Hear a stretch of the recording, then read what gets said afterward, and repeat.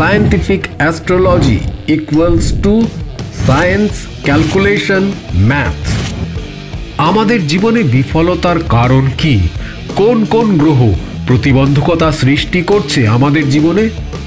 এই calculative astrology নিয়েই জীবনের নতুন সফলতার খোঁজ দিতে আসছে একেবারে বিজ্ঞানসম্মত অনুষ্ঠান দ্য ক্যালকুলেটিভ অ্যাস্ট্রোলজি। সঙ্গে থাকছেন স্যার সুমন্ত জি চৌধুরী। নমস্কার, the power of astrology Sumanta ji Chowdhury আমার এই ইউটিউব চ্যানেলে আপনাদের সবাইকে স্বাগত। এখন আমি আলোচনা করব সিক্রেট ফরচুন পয়েন্ট নিয়ে। এই পুরো আলোচনাটা হবে কিন্তু বৃষ রাশির সাপেক্ষে, বৃষ রাশির নিরিখে। আমি এই আলোচনাটা বা এই বোঝানোটা এত সরলভাবে বোঝাবো যাতে আপনাদের বুঝতে কোনো অসুবিধা না হয়। আমি পূর্বেও বলেছি যে মানুষ এত শক্তিশালী, মানুষের ভেতরে এত পাওয়ার রয়েছে, মানুষের মস্তিষ্কে এত পাওয়ার রয়েছে, মানুষ নিজেই জানে না।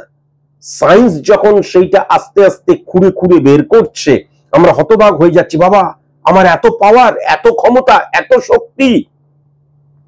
ঠিক সেরকম আমাদের স্পট ইমপ্লিমেন্টেশন ছক দ্বারা, আর যদি আমার date of birth, time of birth, place of birth না থাকে, তার কারণ date of birth, time of birth, place of birth দ্বারা যে জন্মছক ক্রিয়েট করা হয়, সেই জন্মছক দ্বারা pure science, pure calculation, pure math দ্বারা কিন্তু আমরা স্পট ইমপ্লিমেন্টেশন ছক ক্রিয়েট করি। আর আমার যদি date of birth, time of birth, place of birth না থাকে, তাহলে কিন্তু কালপুরুষ ছকের মধ্যে দিয়ে বেসড অন স্পট ইমপ্লিমেন্টেশন ছক, বারবার ধরে বলেছি কালপুরুষ ছক আর কালপুরুষ ছক দুটো কিন্তু এক নয়। কালপুরুষ ছক মানে হচ্ছে চোখের কর্নিয়া দ্বারা ছক ক্রিয়েট করা হয়, pure science, pure calculation, pure math. আর কালপুরুষ ছক মানে হচ্ছে মেষকে 1 ধরে মিনকে 12 ধরা। তাহলে নয় আমার স্পট ইমপ্লিমেন্টেশন ছক, তা না হলে আমার কালপুরুষ ছক। এই যে কোনো একটি ছকের মধ্যে দিয়ে আমি কিন্তু আমার ফরচুন পয়েন্ট বা সিক্রেট ফরচুন পয়েন্টটাকে জানতে পারবো।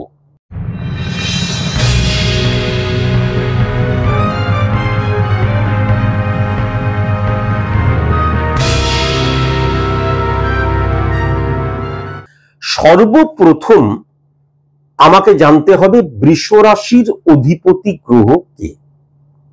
তাহলে বৃষ রাশির অধিপতি গ্রহ হচ্ছে শুক্র।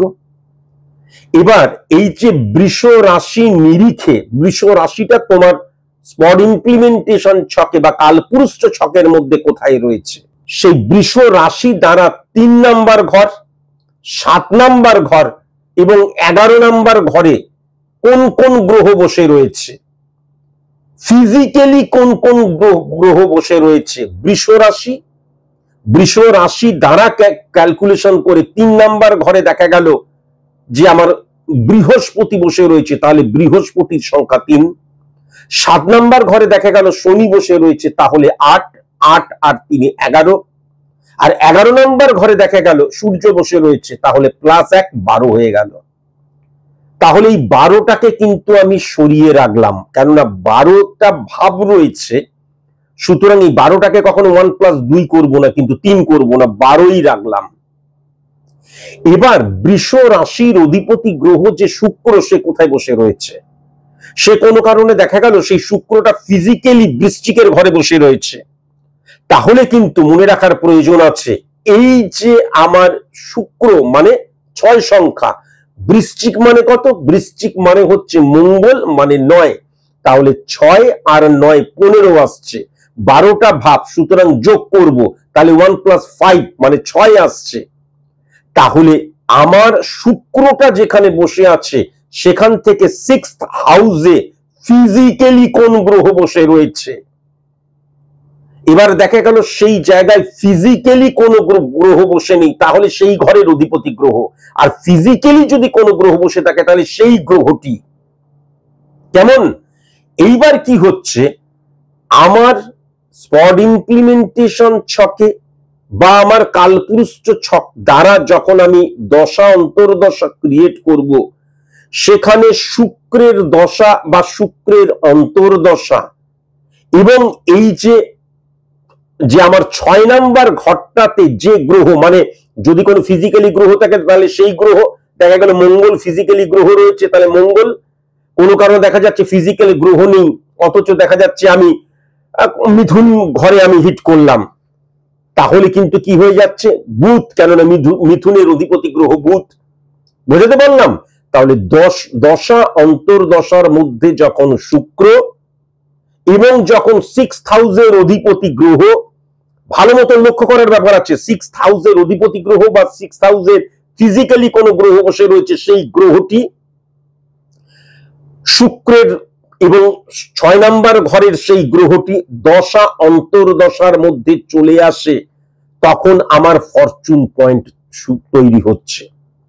আবার কোনো কারণে দেখা গেল শুক্র শুক্রের মতোই রইল, এবারে 6 নাম্বার ঘরে যে গ্রহটি রয়েছে, আবার আমি মিথুনের ঘর ধরলাম বুধ, তাহলে 5, এবং প্রথমে আমি যে এই যে 3 মানে 3 নম্বর ঘর, 7 নম্বর ঘর, 11 নম্বর ঘর দ্বারা কি করেছিলাম, বৃহস্পতি, তারপরে হচ্ছে শনি, তারপর রবি, তার মানে 12 বেরিয়েছিল, তাই তো। তাহলে এবার ব্যাপার যেটা হচ্ছে 12 প্লাস 5 কত হচ্ছে, তাহলে 5, 6, 7, 12, 13, 14, 15, 16, 17 হচ্ছে, 1 প্লাস 7, তাহলে কিন্তু 8 আসছে। তাহলে 8 নাম্বার ঘরের অধিপতি গ্রহ কে, ফিজিক্যালি কোন গ্রহ বসে রয়েছে তা নয়, 8 নাম্বার ঘরের অধিপতি গ্রহ কে, দেখা গেল রবি।